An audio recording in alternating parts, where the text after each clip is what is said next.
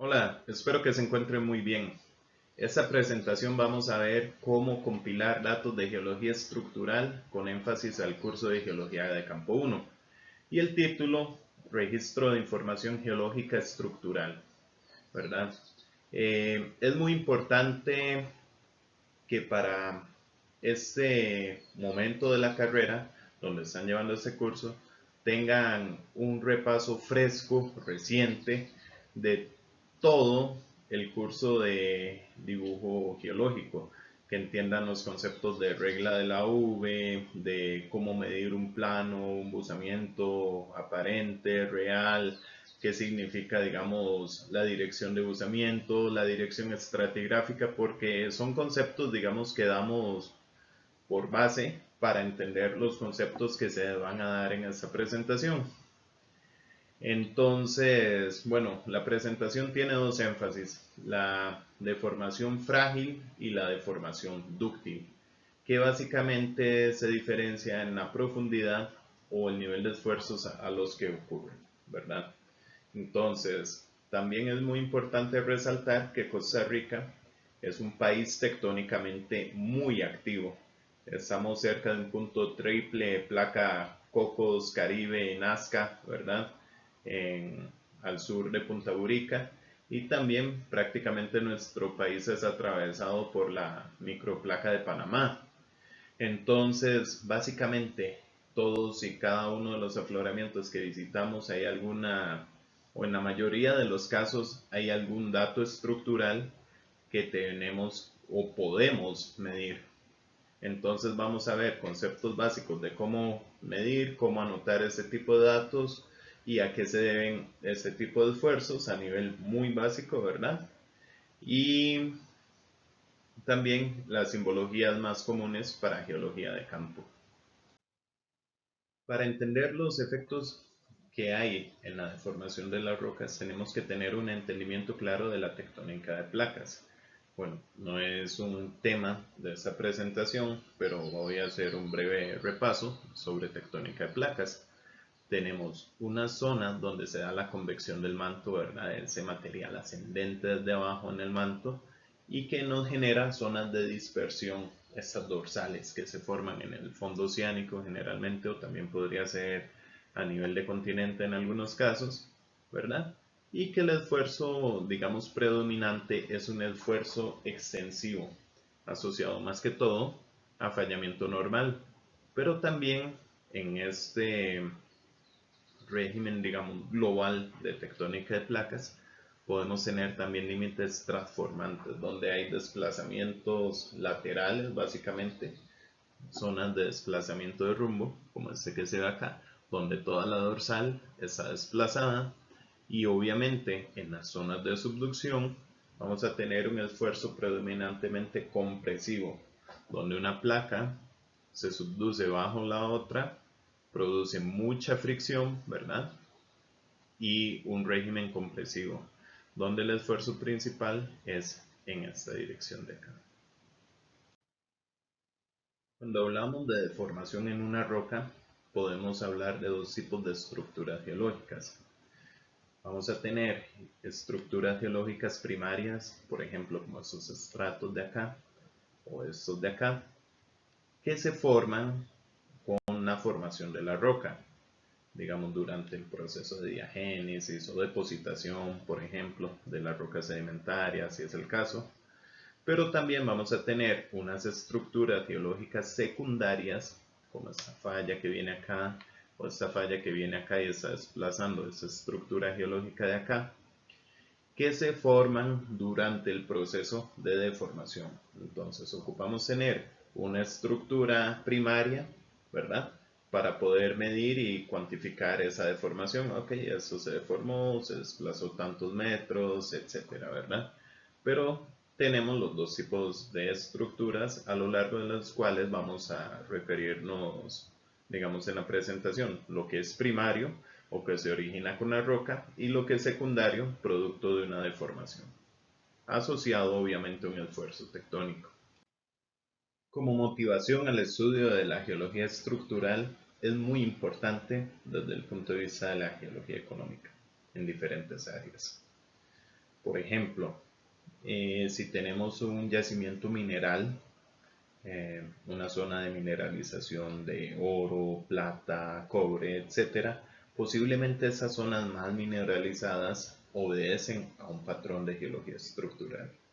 Al igual que las trampas petroleras, ocupamos entender un poco la deformación, el tipo de trampa que podríamos tener, si hay pliegues, digamos, antiforma o sin forma, ¿verdad? Que nos permitan, en el caso de los antiformas, atrapar hidrocarburos que migran o cómo es el movimiento a lo largo de las zonas de fractura de la falla, es muy importante. También otro punto de vista bastante importante o un punto de aplicación directa de la geología estructural es la geotermia, cómo se mueven esos fluidos calientes a lo largo de la roca, el entendimiento, cuáles son las zonas de esfuerzos principales o cuáles son esas zonas de fracturas abiertas por las que es más fácil que fluya el agua caliente. Son solo algunas de las aplicaciones, digamos, económicas, y también tenemos todas las aplicaciones en cartografía geológica, en reconocimiento territorial, en ordenamiento más bien territorial, etcétera, ¿verdad? Eh, Muy importante también tomar los datos adecuados en el campo desde el punto de vista de geología estructural. En las rocas tenemos dos tipos principales de deformación. Podemos hablar de un dominio frágil, ¿verdad? Asociado a fallas, diaclasas, algunas vetas, que es cuando es una deformación de dominio superficial. Y hablamos de una deformación dúctil, que son esas grandes zonas de deformación cuando tenemos foliaciones, pliegues, generalmente asociados a procesos orogénicos y que tiene un dominio más profundo. Digamos, cuando tenemos una deformación dúctil como eso que se pliega o algo así a nivel de rocas, generalmente ocurre a grandes profundidades, a presión y temperatura tal que le permita a la roca plegarse en vez de fracturarse. Hay una relación muy importante entre esfuerzo y deformación, ¿verdad? Un objeto, aquí tengo una piqueta, puede ser sujeto de un esfuerzo y trasladarse, ¿verdad? Dependiendo de dónde ubiquemos ese esfuerzo, también podría rotarse en ese sentido o deformarse, comprimirse, cambiar su forma, ¿verdad? Entonces, en las rocas generalmente vamos a tener deformación asociada a un tipo de esfuerzo, ¿verdad? Entonces tenemos esfuerzos extensivos o de tensión, compresivos y de cisalle. Y bueno, podemos tener la condición en que no hay deformación si aumentamos el esfuerzo, y en un ambiente dúctil podríamos tener una deformación de este tipo, en un ambiente compresivo de ese tipo, y un esfuerzo, digamos, de cizalla podría deformarnos la roca de esta manera. Pero también, ya en un ambiente frágil, más superficial, digamos a nivel de roca hablando, podríamos tener rupturas, zonas de fallas.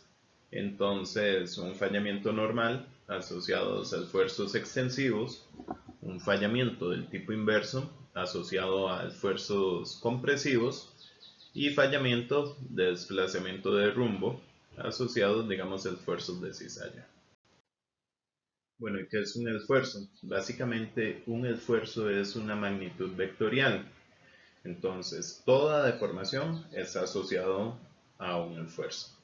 Entonces, y el esfuerzo nos produce deformación, por así decirlo, si es suficientemente fuerte, ¿verdad? Porque puede existir un esfuerzo débil que no produzca deformación alguna en algún tipo de roca, ¿verdad? Pero por lo general va a producirnos deformación. Entonces, la geología estructural es el estudio de características geométricas como planos, líneas, superficies, elipsoides, producidas por la deformación. Y acá tenemos un esquema de tres esfuerzos principales. Tenemos un esfuerzo máximo o sigma 1 acá, y acá tenemos esfuerzo principal, mínimo, sigma 3 y el intermedio. Siempre tenemos una dirección, por lo general, de máximo esfuerzo que llamamos sigma 1. El esfuerzo puede ser en diferentes direcciones en función de las condiciones geológicas que se den. En una cuenca sedimentaria, el mayor esfuerzo que tenemos acá, por lo general, es la presión litostática o confinante. Entonces, el sigma 1 principal viene en esa dirección. Pero podemos tener también esfuerzos, digamos, asociados a orogénesis, como estos de acá, donde el esfuerzo principal compresivo viene en esa dirección. Acá, digamos, sería el inverso, esfuerzos extensivos o de desplazamiento de rumbo, que el resultado nos daría un esfuerzo en otra dirección del vector de movimiento.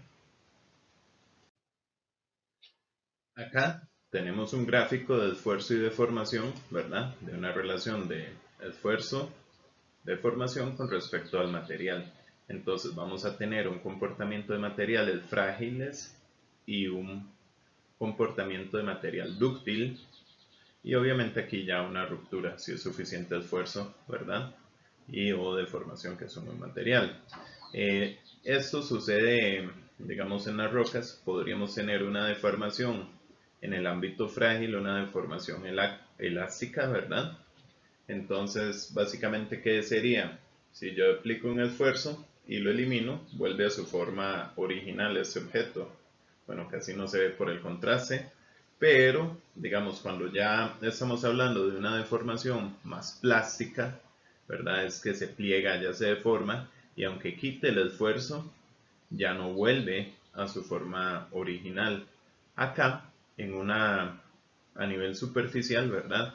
Podemos tener una deformación elástica y muy poca deformación plástica. Digamos, podría conllevar el rompimiento, una falla. A más profundidad, una roca sí puede tener deformación plástica, ¿verdad? Deformarse y no volver a su forma original, plegarse, etcétera. Y obviamente cuando ya la deformación es mucha y el esfuerzo es mucho, vamos a tener rompimientos tanto acá como acá. A partir del fallamiento de muestras a diferentes presiones, ¿verdad? Y diferentes materiales, se experimentó y se dieron cuenta de una tendencia general. El esfuerzo principal, digamos, al comprimir esos núcleos, obviamente el esfuerzo principal va de arriba hacia abajo, ¿verdad?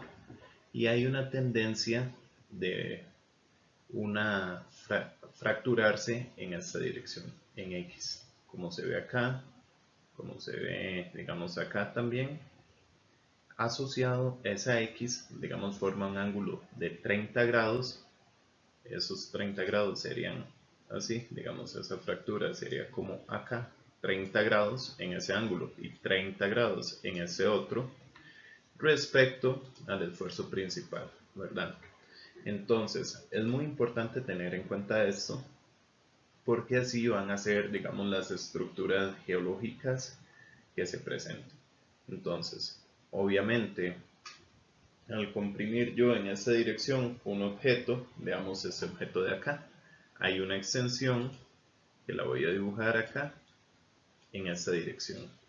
Digamos, un esfuerzo compresivo de arriba hacia abajo nos lleva a una extensión lateral. Eso conlleva a que se dé algunas fisuras abiertas paralelas a la dirección principal del esfuerzo, ¿verdad? Estas fisuras podrían verse rellenas por material secundario, algún mineral secundario, fluidos, digamos, hidrotermales, por ejemplo, que conlleve a la formación de vetas, ¿verdad? También van a haber fracturas no abiertas en esa dirección. Están las fracturas Riedel, que ya vamos a ver más adelante, o fracturas de cizalla, más bien, digámosle, en esta dirección de acá. Y digamos, también tenemos esas estructuras como estilolictos, que, bueno, posiblemente lo vieron en paleontología o en geología general, que son paralelas, digamos, no, más bien perpendiculares al esfuerzo principal, asociadas a disolución, y se da en rocas calizas, por ejemplo. Entonces, hay todo un régimen de esfuerzos y orientación de fracturas en función de la dirección del esfuerzo principal, que vamos a ir detallando y nos dan criterios de movimiento. A veces tenemos las evidencias de fracturas y queremos investigar dónde era la dirección de esfuerzo principal de la zona, con base en los datos que obtenemos de un afloramiento, un levantamiento geológico, ¿verdad? Etcétera. De lo anterior, del fallamiento, digamos, de núcleos de roca y una aplicación directa a la geología estructural, tenemos un modelo cizalla, ¿verdad?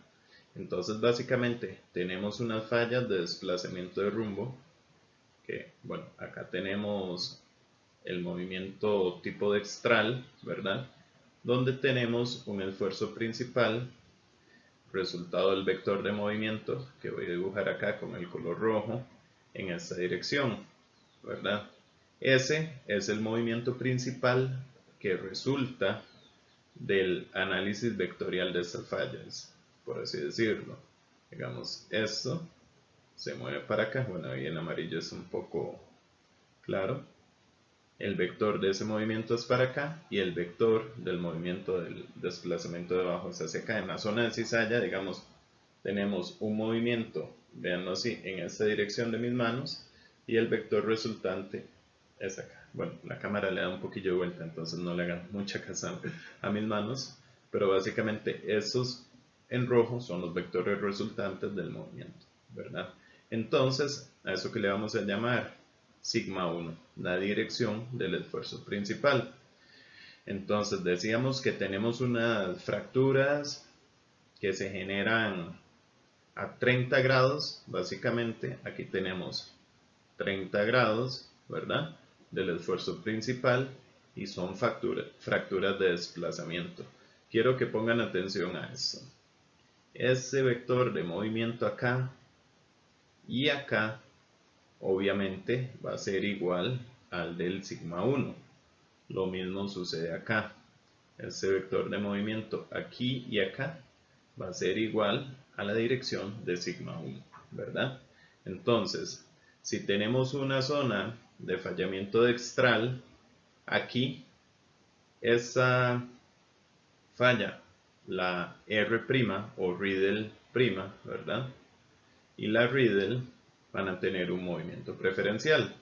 Esta de acá va a ser un movimiento dextral, mientras que la R' va a ser un movimiento sinestral. ¿Estamos claros, verdad? Por la dirección del vector principal, acá, que es en esta.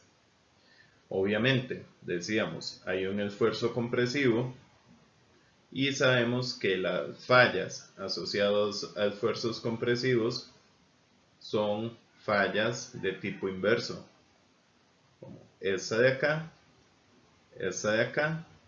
Entonces, la ubicación de estas fallas, ¿verdad? Va a ser perpendicular al esfuerzo compresivo. Y ahora sí voy a hacer en otro color, tal vez en este morado. Tenemos una extensión, ¿verdad? En esta dirección.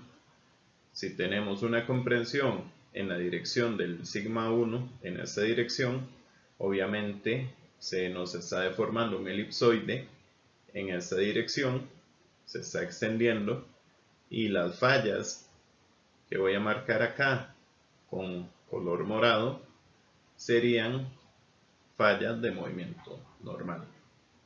Si comprendemos esto a cabalidad, comprendemos un montón de afloramientos geológicos, el contexto geológico tectónico regional, cómo están ubicados los volcanes, porque así las zonas de fractura principales, las fallas asociadas a fallas principales, no sé, inversas, o por qué la longitud de la falla longitudinal, digamos la dirección más bien de la falla longitudinal es paralela a la trinchera, etcétera, ¿verdad? Hay mucho de geología estructural que se explica entendiendo el modelo de cizalla. Es muy importante también a la hora de tomar datos de geología estructural, paso número uno, que contemos con una brújula con clinómetro. La brújula geológica o una brújula equipada con un clinómetro nos permite tomar datos de plano, de máxima inclinación, datos de geología estructural, ¿verdad? Un breve repaso de los elementos de un plano, de una capa busando, ¿verdad? Es que en esa dirección tenemos la dirección estratigráfica. Perpendicular a esa dirección, o sea, la dirección de máxima inclinación por donde baja el agua, digamos, es la dirección de buzamiento acá. Entonces, a nivel de simbología, en un plano, lo colocamos así, el símbolo de la flecha, esta flechita de menor tamaño, indica la dirección de buzamiento siempre. Esa línea de acá, la más larga, la dirección estratigráfica, y el número representa el ángulo de buzamiento de ese plano, ¿verdad? Respecto a la horizontal. Después, a la hora de tomar datos geológicos también es importante agrupar los datos. Es decir, ok, vamos a tomar datos de diaclasas, ponemos diaclasas y empezamos a tomarlos de manera sistemática en la libreta, agrupados de la misma manera. Digamos, podríamos crear una columna para la dirección estratigráfica y no, o dirección de buzamiento, más simple, ¿verdad? Yo generalmente abrevio y pongo dirección de buzamiento y otra columna, ángulo de buzamiento, ¿verdad? Entonces ahí podemos anotar la cantidad de datos que ocupemos en la libreta de una manera ordenada y sistemática, ¿verdad? Abreviaciones adecuadas, también a veces digamos si vamos a utilizar una abreviación cuando es un plano, un estrato usando una falla o una diaclasa o diaclasas de una familia específica, por ejemplo, cuando lleven geotecnia o mecánica de rocas van a ver lo que es la familia 1, familia 2 de un dato estructural asociado a un análisis de geomecánica de rocas o estabilidad de taludes, ¿verdad? Y una recomendación muy útil es que si van a utilizar nomenclatura de azimut y dirección de buzamiento, utilicen 3 dígitos para evitar confusión. ¿Qué quiere decir eso? Digamos, si vamos a decir un dato que podría ser confuso, digamos un azimut de 45 con 45 grados, entonces podría poner 45 la inclinación de buzamiento, 0, 45. Por ejemplo, eso nos hace saber automáticamente que esa es la dirección de buzamiento. ¿Por qué?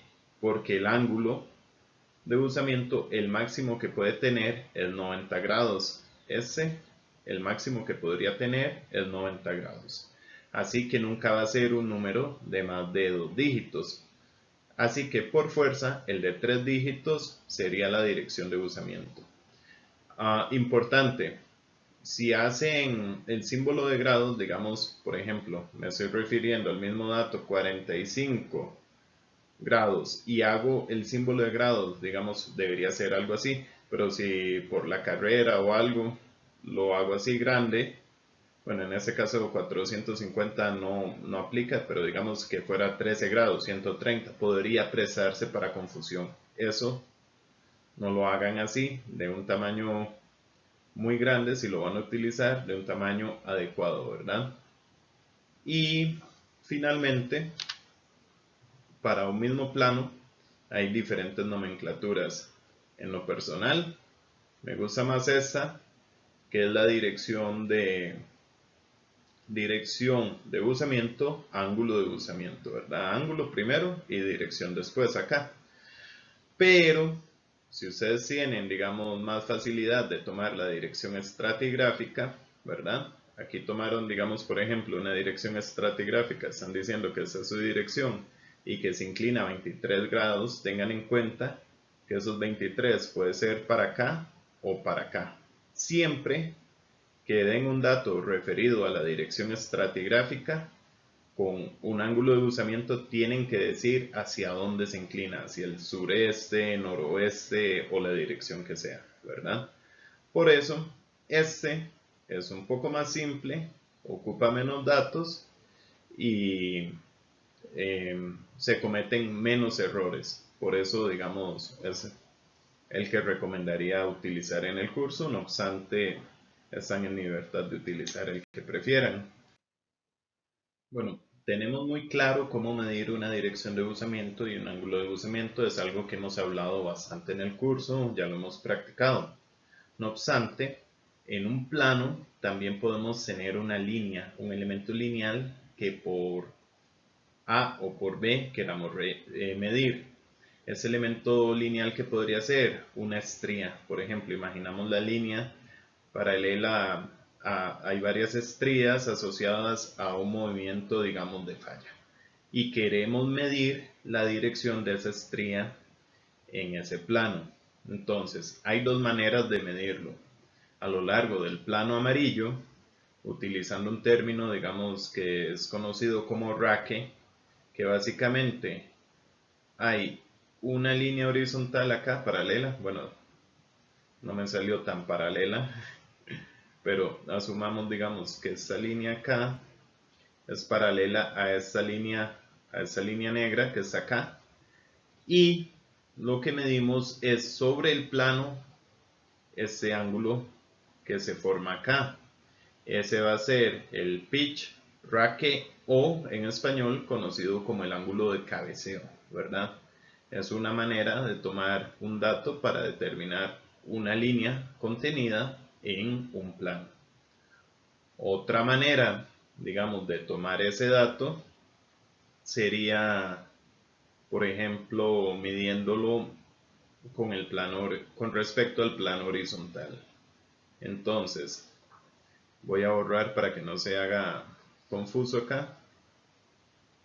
Entonces, digamos, yo tengo acá en la dirección de ese plano un plano imaginario, ¿verdad?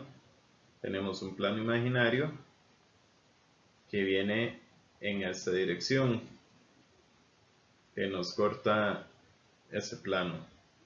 Y el ángulo entre la línea horizontal en ese plano imaginario y ese de acá es el ángulo de inmersión o el plunge que se conoce.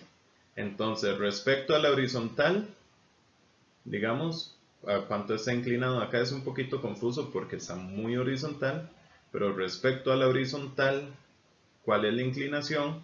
O si hablamos de cabeceo o raque, es en el mismo plano respecto a la dirección estratigráfica. Entonces, siempre que medimos una línea en un plano, esas serían las dos maneras de medirlo. Es importante también a la hora de anotar la información que aclaremos si estamos midiendo cabeceo o inmersión, digamos, si es respecto a la horizontal o si es respecto al ángulo en el mismo plano referente a la dirección estratigráfica.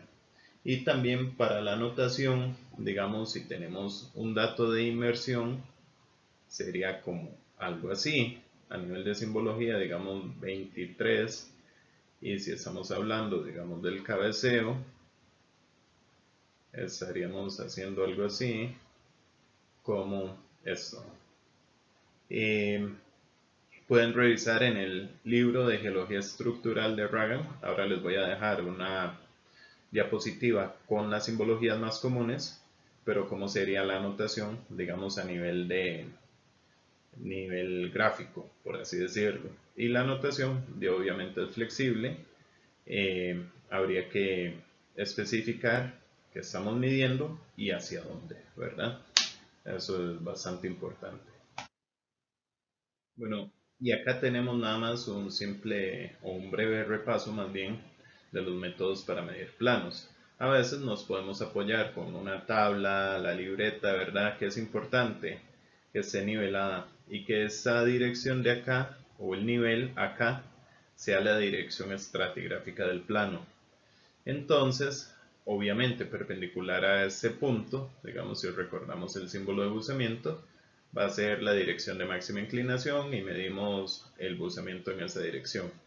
Entonces, apoyando una tabla de campo, de trabajo de campo como esa de acá, podemos sacar esa dirección de máxima inclinación y podemos obtener también el nivel horizontal acá, la dirección estratigráfica. En algunas ocasiones, como esta de acá, se puede proyectar. Es preferible, digamos, si podemos ir y medir el dato directamente, pero si por cuestiones de seguridad o porque no sea un plano muy regular y tenemos una mejor visión proyectándolo a lo largo, se puede también tomar los datos de esta manera. Igual que les comentaba en la diapositiva anterior, podemos en ese sentido proyectar, ven que aquí está haciendo una proyección a la dirección estratigráfica. El óptimo, ¿cuál es? El dato directo. Si no podemos por A o por B, proyectamos dirección estratigráfica o también podríamos proyectar la dirección de máxima inclinación. Y aquí ven que está haciendo una proyección de el clinómetro o el ángulo de buzamiento, que sería ese ángulo de acá. También es un dato válido y como les decía, si podemos medirlo directo es lo mejor, pero si no, esto también lo podemos usar con el clinómetro de mano o en caso de, igual como les comentaba anteriormente, de que no sea tan regular el plano, podemos recurrir a esas metodologías que nos amplía un poco la perspectiva. En geología estructural tenemos diferentes símbolos dependiendo de si medimos planos o líneas. Eso es del libro Ragan, que lo pueden estudiar, observar, analizar. Y algunos de los elementos más comunes para denotación gráfica a nivel de mapas de planos, ¿verdad? Usamiento, ese es quizás el más conocido. Si tenemos capas invertidas, de esa manera podemos denotarlo. Capas verticales, ¿verdad? O capas horizontales, también las podemos representar con esa simbología, ¿verdad? Foliaciones, exfoliación, ¿verdad? Juntas o diaclasas y foliaciones. Y acá tenemos, digamos, ya elementos que son lineales, dirección e inversión de una línea, ¿verdad? Si tenemos nada más el elemento lineal y no un plano como tal, ¿verdad? Si tenemos la inversión de una línea combinada con la de usamiento o el cabeceo de una línea combinado con el plano de estratificación, el cabeceo era el raque, ¿verdad? Y bueno, diferentes opciones para representar acá diferentes tipos de líneas. No obstante, ya esto se sale un poco del tema de geología de campo 1 y es mucho más detalle de geología estructural, pero acá se los dejo para que lo contemplen y lo tengan en cuenta. Bueno, acá tenemos diferentes animaciones de los tipos de falla donde tenemos una casita y un movimiento. ¿Qué pasa? Entonces, podemos tener una falla de desplazamiento de rumbo como esta, ¿verdad? Inclusive aquí desplaza el río, se corre todo lo que pasa ahí, se vuelve a retomar el drenaje, ¿verdad? Eso es cuando obedece a esfuerzos de cizalla.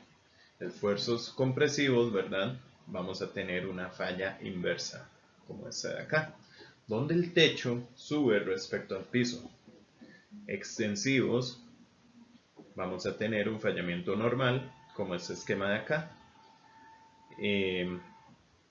Y lo más común es que tengamos una combinación de esfuerzos con desplazamientos oblicuos, es decir, que sea una falla de desplazamiento de rumbo con componente normal o inverso.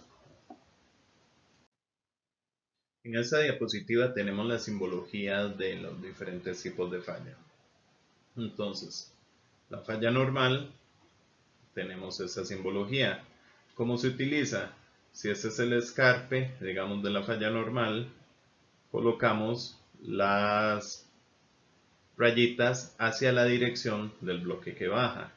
En una falla de tipo inversa, los triangulitos van hacia el labio levantado o el bloque levantado de la falla, y obviamente acá en una falla de desplazamiento de rumbo, las direcciones, digamos, de movimiento relativo son concordes a la dirección que medimos de la falla. Entonces, en ese caso, el movimiento es en esta dirección, entonces las flechitas las ponemos así como está en el dibujo.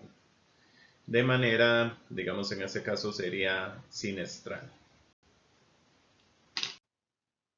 Bueno, y también cuando tenemos una falla, en este caso, digamos, una falla geológica normal, normalmente no la imaginamos como este caso de aquí arriba, donde tenemos un desplazamiento neto a lo largo de un plano.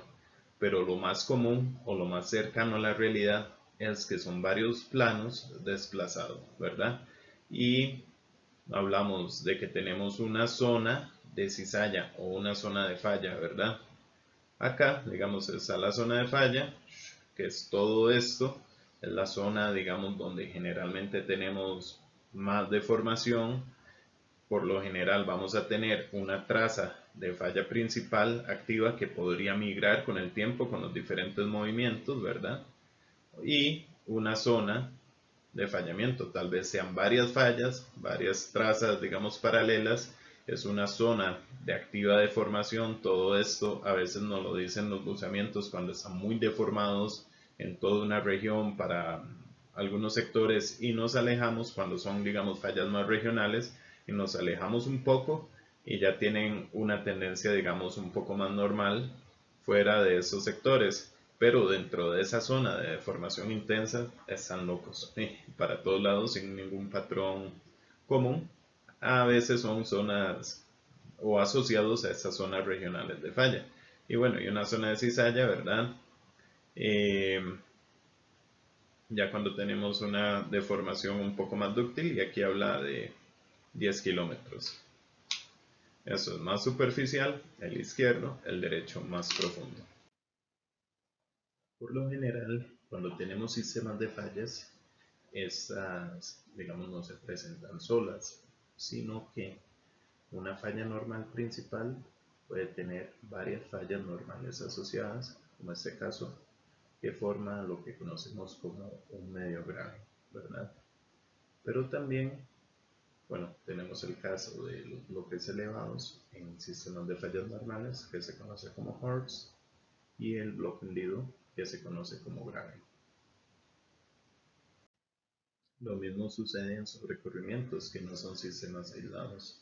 Podemos tener una serie de fallas inversas, como estas de acá, paralelas entre sí, con movimientos relativos diferenciables sobre un basamento, ¿verdad?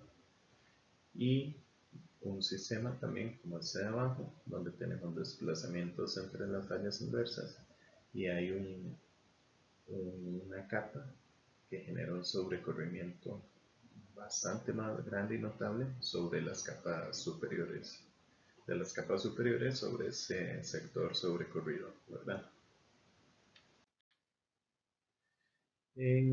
Bueno, y los sistemas de fallas de rumbo, que ya vamos a ver también, que pueden tener sistemas de fallas asociados bastante complejos.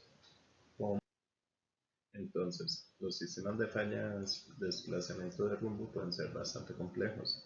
Entonces, aquí tenemos un movimiento extral relativo, ¿verdad? Y si hay un movimiento, una curvatura en la traza de la falla o un salto en la traza de la falla, se pueden generar dos tipos de cuencas: cuencas de extensión o cuenca, digamos, de contracción, ¿verdad? Esta le vamos a llamar una flor y una flor positiva. Entonces, ¿qué pasa acá? El vector resultante tiene un esfuerzo en esta dirección, ¿verdad? Compresivo, y obviamente la extensión entonces sería en esta dirección. ¿Por qué? Por el diagrama de cizalla, este de acá. Es súper importante lo que hemos explicado anteriormente, pero en este caso, digamos, el vector principal aquí, en una curvatura hacia la otra dirección, el vector principal de ese movimiento resultante sería algo así, como con una contracción en esta dirección, ¿verdad? Y vamos a tener fallamiento entonces inverso en esta dirección. Y ya vamos a ver el tipo de estructuras que nos puede generar esto. Entonces, las estructuras asociadas a fallas de rumbo podría ser una serie de fallas complejas, ya sean normales, en el caso de una flor negativa, por el movimiento relativo de la falla, o fallas inversas, en el caso de una flor positiva, también por la curvatura asociada al movimiento de esa falla o al salto que tiene esa falla. Y eso más que todo, repasando un poco lo que sería la geomorfología, tenemos evidencias geomorfológicas asociadas al fallamiento, ¿verdad? Que puede ser un escarpe en la topografía, ¿verdad? Diferencias en erosión, un perfil de erosión diferenciado, represamientos de drenaje, también la vegetación mucho más marcada a lo largo de la traza de la falla, o el típico desplazamiento de drenaje como esa figura de acá. Y también la expresión geomorfológica de una falla puede ser algo bastante regional, que aquí estamos hablando de 50 kilómetros, o algo regional también con mucho detalle, como sucede acá, en el caso de la falla San Andrés, que tenemos una falla principal, pero también tenemos mucho detalle de fallas secundarias asociadas a esa falla principal. O datos ya muy locales, muy localizados a nivel de escalas 1.500, 1.1000, por ejemplo. Algo bastante importante de describir cuando describimos fallas es la dirección de movimiento.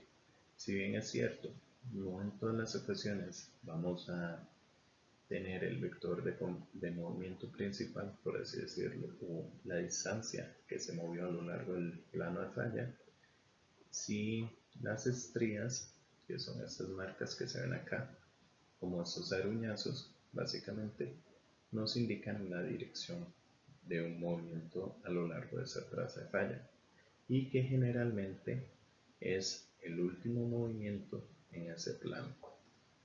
¿Por qué el último movimiento? Porque quizás un sistema de fallas puede tener periodos de compresión y después relajación, entonces pueden haber movimientos en dos direcciones. Y por lo general lo que tenemos registrado es en una dirección. Digamos, se sobrescriben en algunas ocasiones en el plano, en el espejo de falla, las estrías de diferentes movimientos. Entonces, bueno, aquí sabemos con seguridad que el movimiento es a lo largo de estas marcas, básicamente por los arañazos que hay. Pero se movió en esta dirección o en esta dirección. Básicamente, acá el bloque que falta se movió hacia la izquierda y vamos a ver algunos ejemplos de criterios de movimientos. Esa es la dirección de movimiento del bloque que falta. En algunas ocasiones muy particulares podríamos medir el desplazamiento neto de una falla. ¿Cuándo puede ocurrir eso? Digamos cuando tenemos dos puntos de control, por ejemplo, tenemos un dique lineal en ese caso y tenemos el punto de intersección de ese dique con una capa o un estrato también lineal. Entonces nos puede dar el desplazamiento, digamos, neto de ese movimiento de la falla. Pero normalmente no tenemos ese tipo de situaciones y es complejo medir, digamos, el desplazamiento neto. O tenemos solo el dique o los estratos y no sabemos la posición exacta original de cada uno de los elementos desplazados. Entonces, cuando los tenemos, mídanlo. Es un dato muy importante a tomar en el campo. Bueno, acá tenemos diferentes tipos de criterio en respecto al trabajo de Petit que les recomiendo revisar. Vamos a ver, digamos, en función de los movimientos, hay diferentes tipos de fracturas. Aquí tenemos una cizalla principal, ¿verdad? Con movimiento extral. Y vamos a tener diferentes criterios. Vamos a empezar con el de tensión, que es acá. Son fracturas de tensión no estriadas. Generalmente estas fracturas de tensión son abiertas y podrían tener rellenos secundarios. ¿Por qué? Porque al haber una fractura abierta y circulación de fluidos a alta temperatura, es más factible que si hay una recristalización del mineral ocurran ese tipo de fracturas. Nada más aquí en este diagrama de acá, son de acá y podría ser, digamos, de ángulo entre menor tirando más que todo a mayor, ¿verdad? Ángulo alto. Y acá podrían ser hasta inclusive verticales en algunas ocasiones. Criterios Riedel o R son acá, son fracturas que están estriadas. Digamos esa R' y esa R. Eso significa que también son estriadas acá. Y tenemos una de ángulo bajo, esta de acá, tiene el ángulo menor, y esta que voy a marcar ahora, el de ángulo mayor, ¿verdad? Entonces, básicamente, ¿qué nos dicen estos? A mí son los que más me gustan, o me gusta más para identificar movimiento de fracturas, de fallas. Y tenemos la fallita de bajo ángulo aquí, estriada, y la de alto ángulo acá, ¿verdad? Entonces, básicamente, el bloque que está faltando se mueve en esta dirección. Y después vamos a tener un criterio adicional, que es el criterio P, que también se conoce como fracturas secundarias, que también son estriadas, pero esta que viene en esta dirección. De acá, bueno, que casi que la tapé aquí. Pero cuando el plano no es totalmente regular, y a veces solo están estas zonas estriadas acá, el criterio P nos puede ayudar a determinar, digamos, el movimiento como acá, que está esos sectores estriados. Tenemos que el bloque que falta en todas las ocasiones se está moviendo en esta dirección. Entonces, revisan el artículo y, bueno, leen ese detalle. Acá es una pincelada nada más lo que son estos movimientos, pero básicamente son datos que tenemos que contemplar a la hora de describir fallas.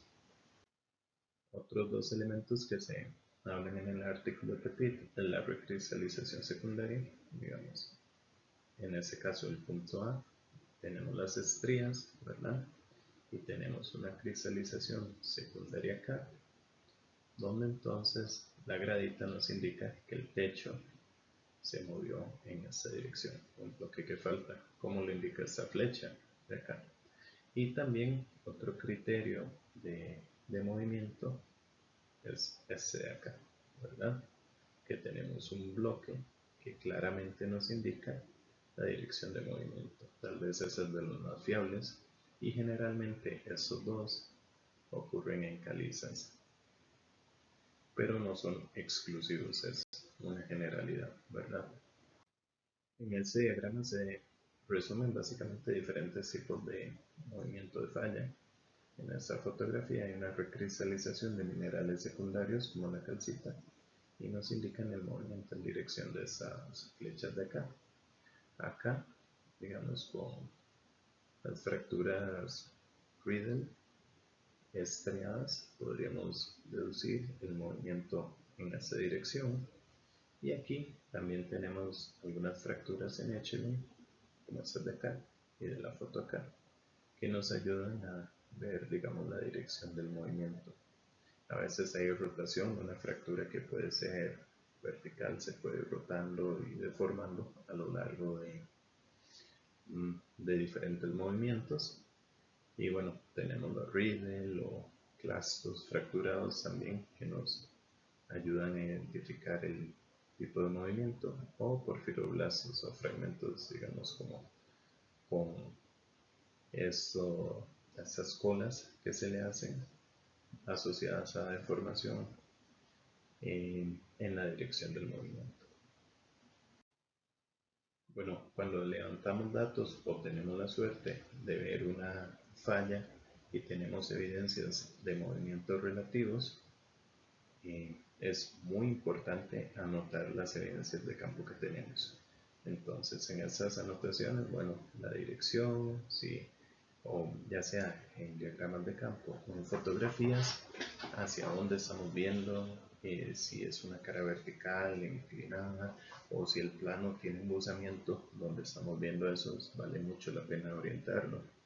Y todos estos diagramas, inclusive, si no los entendemos, diagramas como estos de acá, o estos de acá, donde podemos ver ese claso, digamos, quebrado y desplazado, puede que inclusive no lo entendamos en el momento, pero podemos revisar literatura, ven que ponen una escala y en ese caso ya indican la dirección de movimiento con respecto al desplazamiento relativo de los clasos. Pero si no lo podemos identificar, lo fotografiamos bien, lo revisamos y podríamos corroborar con literatura. En cursos más avanzados de geología estructural van a tener mucho más elementos para discernir en el tipo de movimiento y el tipo de evidencia que podemos colectar. Acá tenemos esos fragmentos de acá que le conocemos como porfiroclastos, ¿verdad? Y donde también el tipo de fragmentación que presentan nos ayudan a identificar el tipo de movimiento relativo. Entonces es importante hacer algunos diagramas como estos en la parte de atrás de la libreta para tener una idea del movimiento relativo. Digamos acá, por ejemplo, el movimiento es en esta dirección, básicamente en todas, eso, y el claso se va deformando, por ejemplo acá, y va creándose esta cola acá, y esta cola acá, que nos ayuda a ver el tipo de movimiento que tiene. O como estos, que son fragmentaciones de estos clasos. Y acá en esta diapositiva les dejo algunos criterios, digamos, mucho más extensos de movimientos de clasos o de fracturas, inclusive medialunas, que nos ayudan a discernir el tipo de movimiento que podría tener un plano de falla. Esto, como les dije anteriormente, es ámbito de geología estructural, pero bueno, podemos ir viendo los datos desde ahora. Si tenemos afloramientos de calidad en los que podamos tomar los datos, los tratamos de tomar, caracterizar, y más adelante se va a ver todo un curso en el que se detallan mucho más esos criterios de movimiento en vez de una lección. Asociados a un fallamiento principal siempre hay diaclasas o a los esfuerzos, inclusive a deformaciones asociadas a pliegues, podemos encontrar diaclasas. Estas pueden ser, digamos, no sistemáticas o sistemáticas paralelas entre sí, ortogonales, conjugadas o con direcciones bastante aleatorias. Aquí tenemos un esfuerzo principal, un sigma 1, ¿verdad? Y vamos a tener algunas diaclasas de tensión en esta dirección, ¿verdad? Diaclasas, digamos, asociadas al rumbo, pares conjugados asociados a ese esfuerzo principal, o también diaclasas asociadas a inclinación. Bueno, y también tenemos lo que es la deformación dúctil, donde tenemos la expresión más típica, es el plegamiento, esas rocas dobladas, prácticamente plegadas, que son evidencia de un dominio más dúctil y menos frágil, porque si no, básicamente las rocas se fracturarían o se fallarían y no se podrían plegar. Acá tenemos algunos de los elementos principales de un pliegue. Tenemos el eje del pliegue, esa dirección, o el eje acá, en ese punto alto, o el punto bajo acá, ¿verdad? Que se asocia al punto de máxima curvatura. de esta línea que viene acá. Entonces vamos a tener los flancos, que son los lados del pliegue. Acá un flanco, otro flanco, o acá los tenemos representados con estas flechas. El trazo axial, ¿verdad? O el plano axial, digamos cuando es simétrico totalmente. ¿Qué pasa? Por esos puntos de máxima curvatura, también por esos ejes de pliegue, pasa el plano axial o el trazo axial. Y cuando el pliegue esté inclinado, tenemos una dirección del pliegue que generalmente, si se cierra o converge a un punto, le llamamos nariz de pliegue en esa dirección también. Entonces, un pliegue se puede clasificar de diferentes maneras. Según la edad relativa de los materiales, hablamos de anticlinal o sinclinal. En caso de no conocer la edad relativa de los materiales, podríamos hablar de antiforma y sinforma, ¿verdad? En estos casos ya utilizamos el anticlinal o el sinclinal, cuando en el caso del anticlinal lo más joven está arriba y en el sinclinal lo más joven está en la parte central del pliegue. También en la posición del plano axial, ¿verdad? Si es recto, hablamos de un pliegue recto, inclinado, ¿verdad? Si el plano axial va inclinado, tumbado, busa menos de 10 grados, o invertido, cuando ha girado más de 90 grados con respecto a la posición vertical. Y según la simetría, también es otra de las clasificaciones, simétrico y asimétrico. También tenemos que contemplar algo importante en los pliegues, que se puede dar un movimiento relativo entre las capas, como estas flechas de acá, ¿verdad? Y muy posiblemente ese movimiento relativo se encuentra estriado. Entonces, el sigma 1, como se dibuja acá, está, por así decirlo, perpendicular más bien a la dirección del plano axial del pliegue, ¿verdad? Y posiblemente también tenemos diaclasas asociadas a este plegamiento en forma de X. Y también en los flancos superiores de un pliegue es común o va a ser más común encontrar fracturas abiertas, fallas de tipo normal también, o estas fracturas abiertas acá. También, digamos, para cuando hacemos cartografía geológica es muy importante plotear los buzamientos en el momento que hacemos los levantamientos, porque así nos podemos dar cuenta de estructuras geológicas como pliegues, no sé, zonas de deformación por fallamiento, con otros elementos estructurales que hemos visto, o la inclinación, digamos, los cambios pueden ser sutiles, por ejemplo, como esto de acá, y nos damos cuenta de la inclinación de un pliegue hacia una dirección o hacia otra, o inclusive este caso de acá que requiere un poco más de detalle, pero donde tenemos un volcanamiento de la secuencia, ¿verdad? Y digamos normalmente aquí ya en ambas direcciones el buzamiento general es hacia la misma dirección, pero en el caso de este flanco del pliegue ya dio la vuelta total, por así decirlo, se volcó la secuencia, y tenemos que tener en cuenta la polaridad del techo y del piso de las capas sedimentarias para darnos cuenta de ese plegamiento, ¿verdad? Entonces son cosas que debemos contemplar, tomar en cuenta a la hora de hacer reconocimientos geológicos, cartografía de campo, etc. Bueno, y básicamente aquí tienen algunas de las referencias utilizadas para este trabajo.